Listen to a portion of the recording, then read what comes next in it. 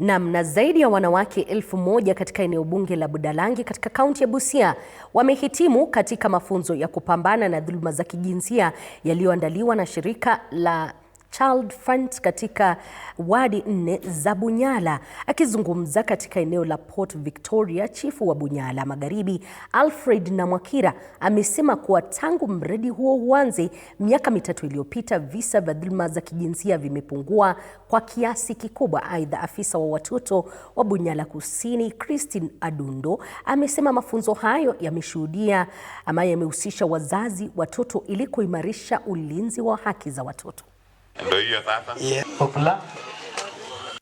Tumeona utofauti mkubwa hasa upande wa malezi watoto. Saa hii tumeona ulezi umekuwa mzuri kupitia kwa mafunzo haya.